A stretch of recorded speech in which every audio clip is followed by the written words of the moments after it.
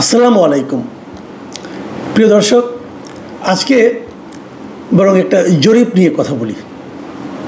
জরিপটি এরকম যে নির্বাচনে কি হবে, আমাদের রাজনৈতিক অঙ্গনে রাজনৈতিক দলগুলোর প্রতি মানুষের চিন্তাভাবনা কেমন, সমর্থন কেমন অথবা অসমর্থন কেমন, ঘৃণা কেমন, এইগুলি নিয়ে একটা জরিপ।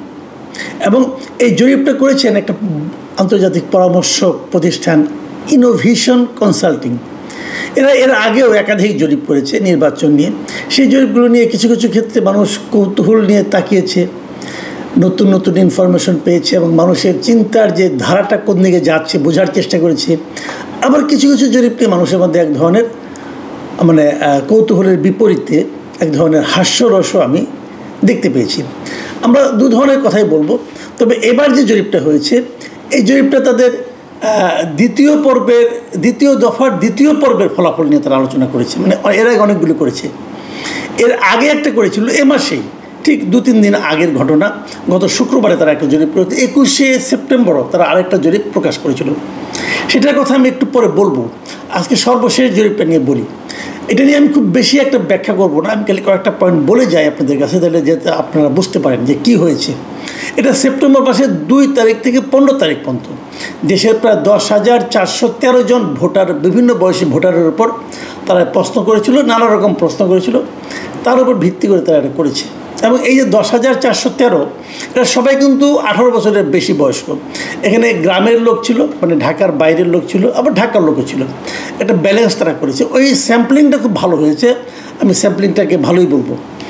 প্রথমত যেগুলি দেখে আপনারা হয়তো আমি জাস্ট পড়ে গেলে বুঝতে পারবেন যে সেখানে ভোট দেওয়ার, যারা ভোট দিতে চায় তাদের মধ্যে সবাই কিন্তু বলেনি কাকে ভোট দিতে চায়। এই 10,000 জনের মধ্যে কেবল 4,721 জন বলেছে তারা কাকে ভোট দিতে চায়, বাকিরা বলেনি।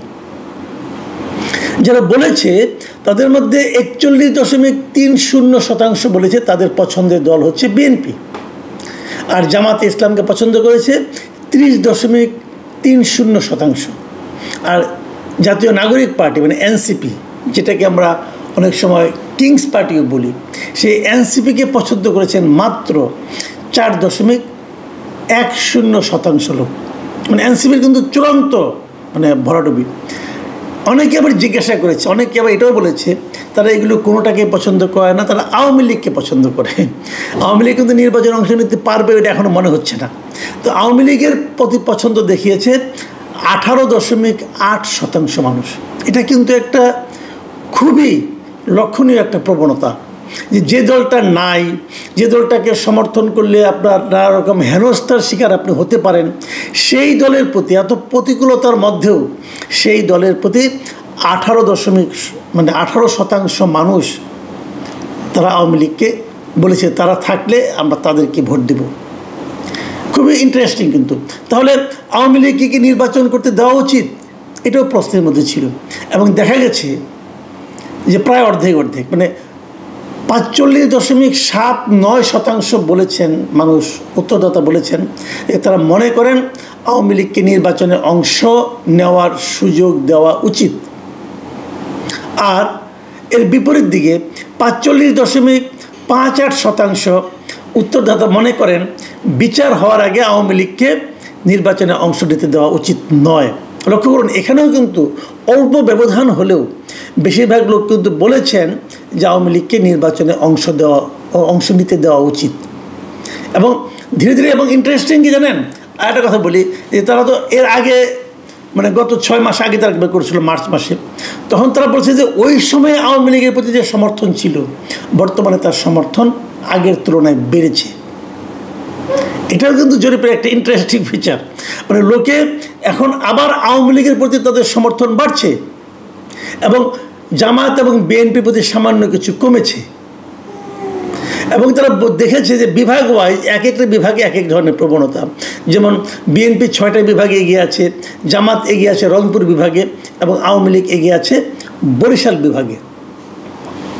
এই যে ফিগারগুলো, এই ফিগারগুলো কিন্তু খুবই ইন্টারেস্টিং। ইন্টারেস্টিং কি, আপনি এই ফিগারগুলোকে দেখে, ফিগারটা যেমন তোমার যে টেন্ডেন্সিটা, যে মানুষ আসলে কী চাচ্ছে এখন এই মুহূর্তে, এটা দেখে কিন্তু আপনারা অনেকগুলো সিদ্ধান্তে উপনীত হতে পারবেন এবং ধারণাও নিতে পারবেন। আমার কাছে যে জিনিসটা সবচেয়ে গুরুত্বপূর্ণ মনে হয়েছে সেই জিনিসটা হলো ওনাদেরকে জিজ্ঞাসা করা হয়েছিল, আপনার নির্বাচনে অংশ নেওয়ার সময়, ভোট দেওয়ার সময় কী কী বিবেচনা করেন? মার্কা, নাকি ওই প্রার্থীর যোগ্যতা, নাকি প্রার্থীর উন্নয়ন কর্মকাণ্ড, এগুলো নানা কিছু। এবং এখানে একটা ইন্টারেস্টিং ইনফরমেশন আমি দিই আপনাদেরকে। মানুষ স্থানীয়ভাবে জামায়াতের কার্যক্রম নিয়ে বেশি সন্তুষ্ট। মানুষ, ভোটাররা, এই যে উত্তরদাতারা বলেছেন যে জামায়াতে ইসলাম বিভিন্ন এলাকায় যে সমস্ত কার্যক্রম করছেন তার এলাকার ভোটাররা কিন্তু জামায়াতের কর্মকাণ্ড নিয়ে হ্যাপি, এবং তারা আবার আওয়ামী লীগের কর্মকাণ্ড নিয়ে কিন্তু খুবই আনহ্যাপি। এটাও একটা ইন্টারেস্টিং ব্যাপার। আর আমার কাছে যেটা সবচেয়ে ইন্টারেস্টিং এবং সবচেয়ে গুরুত্বপূর্ণ আমি বলবো যে এই চেঞ্জটা আমরা আগে কখনো দেখিনি, সেই ইন্টারেস্টিং টেন্ডেন্সিটা হলো তরুণদের মধ্যে, মানে জেনজি যাদেরকে আমরা বলি, এই জেনজি বলেন অথবা এই যে কম বয়সী, যাদের বয়স 25-26-এর মধ্যে আছে আর কি, এই বয়সী তরুণদের মধ্যে এবং নারীদের মধ্যে জনপ্রিয়তায় এগিয়ে আছে জামাতে ইসলাম। এবং এই যে টেন্ডেন্সিটা, এটা কিন্তু আমি মনে করি খুব ইন্টারেস্টিং। এখন আমি শেষ করবো, আর বেশি বলবো না। আমি গেলে পুরনো একটা কথা বলি, আজ থেকে 2 দিন আগের কথা, যে 21শে সেপ্টেম্বর যে জরিপটা হয়েছিল, এটা হলো এই দ্বিতীয় দফার প্রথম পর্ব, যে প্রথম রাউন্ডের জরিপ ছিল। সেখানে আপনারা সবাই নিশ্চয়ই হেডলাইনে দেখেছেন এবং এই হেডলাইন দেখে অনেকে হেসেছেন। সেই জরিপটা ছিল যে ওখানে বলা হয়েছিল যে 78% বেশি মানুষ অন্তর্বর্তী সরকারের কার্যক্রমে সন্তুষ্ট। এই একই, এই ইনোভেশনের জরিপ ছিল এটাও, এদেরই আগের মানে একটা পর্ব আর কি। এবং সেখানে বলা হয়েছিল যে মানে ভালো, এই অন্তর্বর্তীকালীন সরকারের কার্যক্রমকে ভালো বলেছে 39.5% মানুষ, এবং মোটামুটি ভালো বলেছেন 39.2% মানুষ। যদি যোগ করি আমরা তাহলে হয়ে যায় 78.7% মানুষ। মানে 78.7% মানুষের কাছে এই অন্তর্বর্তীকালীন সরকারের পারফরমেন্সকে ভালো মনে হয়েছে। এটাও ইন্টারেস্টিং। তো ওই অনুষ্ঠানে দেখলাম আবার প্রধান উপদেষ্টা, যিনি প্রেস সেক্রেটারি ছিলেন, শফিকুল আলম সাহেব, তিনি বেশ গর্বের সঙ্গে ওখানে বসে ওই অনুষ্ঠানের বক্তব্য দিয়েছেন এবং তার সরকার ভালো করছে বলে মানুষ বলছে, সেটা উনি বিশ্বাস করেছেন এবং সবাইকে ওনার কথা বলেছেন। তো এটা দেখে ওই সময়ে আমার মধ্যে একটু কৌতূহল হয়েছিল যে আসলেই কি মানুষ এরকম ভাবে। তো আমি নিজেও তো একটা জরিপ করতে পারি, আমারও তো একটা প্ল্যাটফর্ম আছে, তাই না? ওনারা 10,000 লোককে নিয়েছে, আমি দেখি কত লোককে পাওয়া যায়। তো 3 দিন আগে 21 তারিখে, ওই দিনই আমিও একটা জরিপের ব্যবস্থা করেছিলাম। আমার প্রশ্নটা ছিল যে ডক্টর ইউনূসের নেতৃত্বাধীন বর্তমান অন্তর্বর্তীকালীন সরকারের কার্যক্রমে আপনি কতটুকু সন্তুষ্ট, এই ছিল প্রশ্ন। আর এখানে অপশন ছিল অনেক সন্তুষ্ট, মানে যে ওইটা যেটা নাকি ওনারা অনেক ভালো, কিছু কিছু ভালো, মোটামুটি ভালো, ওই দুটার মধ্যে আপনি ধরতে পারেন। এখানে অনেক সন্তুষ্ট, আরেকটা ছিল কিছু সন্তুষ্ট কিছু অসন্তুষ্ট, আরেকটা অপশন ছিল খুবই অসন্তুষ্ট, আরেকটা অপশন ছিল জানিনা।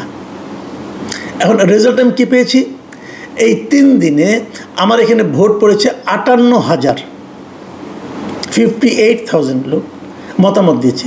সেখানে অনেক সন্তুষ্ট বলেছেন 11% লোক, কিছু সন্তুষ্ট কিছু অসন্তুষ্ট বলেছেন 19% লোক, খুবই অসন্তুষ্ট বলেছেন 67% লোক, এবং জানি না বলেছেন 3% লোক। আমি যদি অনেক সন্তুষ্টের সঙ্গে কিছু সন্তুষ্ট এবং কিছু অসন্তুষ্ট দুটোকে যোগ করি তাহলে সেটা দাঁড়ায় 30%। তাহলে 30% লোক তারা এই সরকারের উপর মোটামুটি হ্যাপি, আর আনহ্যাপি, খুবই আনহ্যাপি সংখ্যা কত, মানে পার্সেন্টেজ কত, 67%। আমিও মানে বাংলাদেশিদের উপরে করেছি, কারণ বাংলা ভাষায় করেছি আমি। এখানে তো আর আমেরিকান লোকের অংশ নেবে না, হয়তো বিদেশে যারা অবস্থান করছেন বাংলাদেশে তারাও হতে পারেন, তারাও তো এবার ভোট দিতে পারবেন। কাজে আমি বুঝতেই পারলাম না যে আমার এখানে যেটা 30% হলো সেটা ইনোভেশনের হিসাবে 78% হলো কী করে, আমার কাছে ক্লিয়ার না। তারপরেও জরিপের উপর আস্থা রাখা নিরাপদ না। আপনারাও জরিপের উপর আস্থা রাখেন না, ইনোভেশনের উপরেও রাখেন না, আমার উপরেও রাখেন না, কোনো সমস্যা নাই। তবে যে টেন্ডেন্সিগুলি বললাম এগুলো মাথায় রাখেন।